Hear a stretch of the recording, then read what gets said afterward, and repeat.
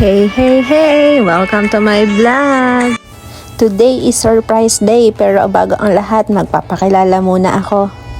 Ako nga pala si Honey, 5 taon ng factory worker sa bansang Taiwan.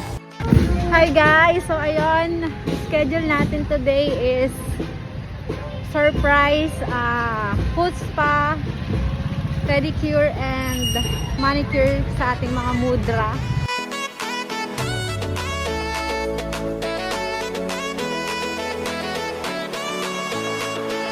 At eto na nga guys, nandito na tayo kung saan natin ipapaputs pa ang ating mga mother. Syempre isasama ko na yung 2 sisters ko. At hindi rin mawawala dyan ang 2 bulinggit at hindi pwedeng maiwan sa bahay. So, eto nga guys na pupuntahan natin is kinonta ko pa to habang nasa Taiwan ako. Nagpa-reserve na talaga ako ngayong araw para at least sulit yung bakasyon ko na lahat nakaschedule na at walang magiging hassle. At kanina pa nga nila ako tinatanong kung saan talaga kami pupunta. Sabi ko, hindi ko rin alam kasi first time ko. Pero at eto na nga guys, nakita na namin kung saan mismo. At pagpasok nga namin guys, eto agad ang bumungad sa amin. Ayan guys, sobrang ganda ng lugar at nakaready na rin yung mga gagamitin para sa kanilang foot spa. So, sinalang na nga agad ang aking ante at ang mama ko. So, relax lang sila dyan habang nagkukwentuhan kami. Tawa lang kami ng tawa. At habang nakababad ang kanilang mga paa.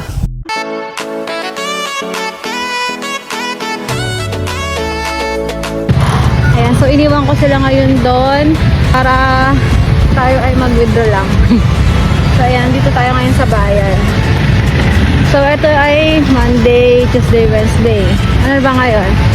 Ilang araw na lang, babalik na naman tayo sa Taiwan. So kailangan magawa natin yung mga dapat gawin guys. So ito. Andito tayo sa bayan ng Pulangi, Albay. Sobrang init dito guys ngayon sa Pinas. Sobra. Nakatutuwa ko sa reaction nila kasi nung pumunta kami kanina dun sa salon, hindi talaga nila alam kung anong gagawin sa kanila. Nagulat sila yung foot spa, ganyan. So gusto ko lang sila i-treat dahil hindi lang dahil Mother's Day nung nakaraan.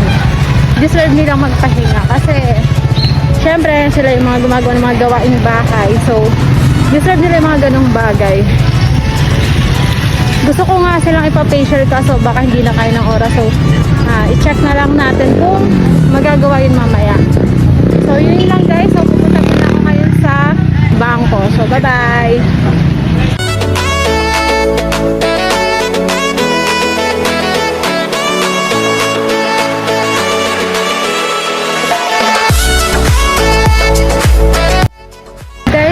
Dito sa LCC Mall. Sobrang init ngayon dito sa Pinas. So pupunta tayo ng maiinumin nila habang papaayos sila ng kanilang mga something. So dito na ako guys. Thank you. Ayan guys, maghanap lang tayo ng something drink na maiinom nila. Hi, inat. At pagpasok ko nga ng mall, agad-agad ako naghanap ng pwede naming inumin habang naghihintay doon. So, ang ending nga guys, wala akong mahanap at kung meron man sobrang haba ng pila. At lumabas na nga lang ako guys sa mall. So, nakita ko to, umorder na ako nito para ito yung merienda namin. At ang binili ko ay shake. So, ayan guys, bumili lang ako ng shake sa labas, Graham shake. So, ayan, sobrang relax na relax ang ating mga mother at habang pinuputs pa na sila. So, ayan guys, nandiyan na rin is kumakain kami at kasama natin bulinggit na to, napakadaldal. Ewan ko ba guys, sumasabay rin ang pimples ko sa sobrang init ng panahon dyan sa Pilipinas. At tapos na nga sila mama sa foot spa, pedicure at manicure nila. So kami naman pong magkakapatid ang next. So ayan guys, banding na rin namin to. Sobrang saya lang guys kasi ayan guys, puro lokohan, biruan.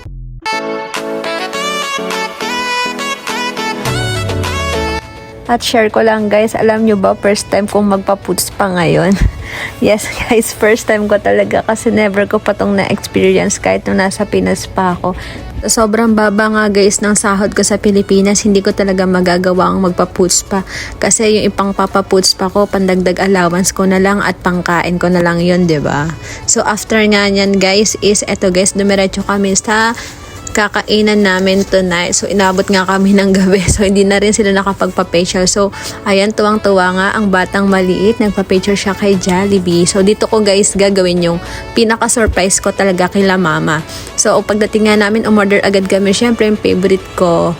At ayan guys, nagbayad na ako sa kahera. Parang kailan lang guys, ganyan lang dati yung work ko. Yes guys, kasi hindi pa ako nag-abroad. Ang lagi kong work is kahera sa mga fast food chain. So kain tayo guys. Eto guys, kakain na kami. At pagbalik bayan ka nga guys, ayan ang lagi mong kakainan pag umuwi ka ng Pilipinas. Puro fast food chain. Halos araw-araw guys. Promise. Puro ayan. Kasi ayan ang wala sa Taiwan. So, ayan ang mga na-miss kong kainan. So, eto na nga guys.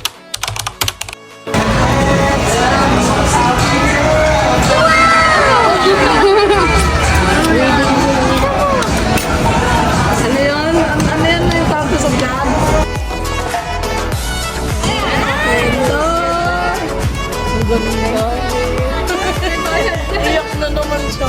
May bayad yan. Wala.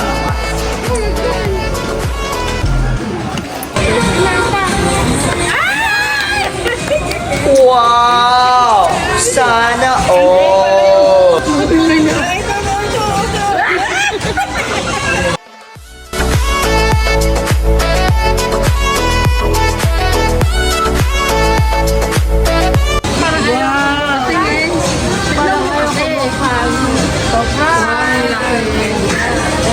At sobrang saya ko nga guys ng mga oras na yan, lalo nung nakita ko yung reaction ng mama ko kasi hindi lang siya yung binigyan ko, pati yung kapatid niya. So habang tinitingnan nila yan guys, ayan, tuwang-tuwa talaga sila. At gusto ko rin magpasalamat sa lahat ng sumusuporta, lalong-lalo na guys sa mga nanonood ng aking mga vlog. So next time guys is magbablog tayo ng 10-digit agency papuntang Taiwan. Pagkatapos nga namin kumain, so umuwi na rin kami niyan guys. So salamat po sa inyong panonood. Ingat kayo palagi. Abangan nyo po yung next vlog. Bye bye!